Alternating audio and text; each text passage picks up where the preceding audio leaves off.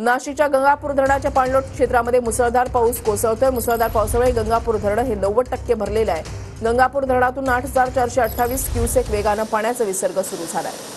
आढावा घेतलेला आहे आमच्या प्रतिनिधींनी, पाहूया।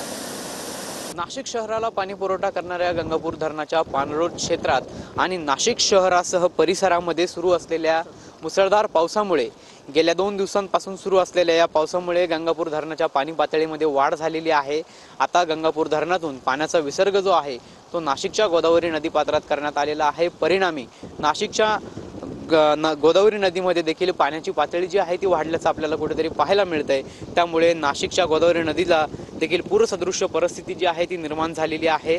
गेल्या 2 दिवसांपासून गंगापूर धरणाच्या पाणलोट क्षेत्रात मोठ्या प्रमाणात पाऊस सुरू आहे। त्यामुळे पावसामुळे या पाणी पातळीमध्ये वाढ झालेली आहे। जवळपास नाशिकचं गंगापूर धरण जे आहे ते 87% आलं असून आता प्रशासनाकडून पाणी जे आहे ते नदीपात्रामध्ये सोडण्यात आलेलं आहे। अशाच पद्धतीचं पाऊस जर आणखीन सुरू असला तर आणखी पाणी हे नदीपात्रामध्ये सोडण्यात येईल असं माहिती जी आहे ती देखील प्रशासनाकडून देण्यात आलेली आहे। सद्यस्थितीला या गंगापूर धरणातून 8,428 क्युसेस एवढ्या वेगानं पाण्याचा विसर्ग जो आहे तो गोदावरी नदीत सुरू असल्याचं आपल्याला पाहायला मिळतंय।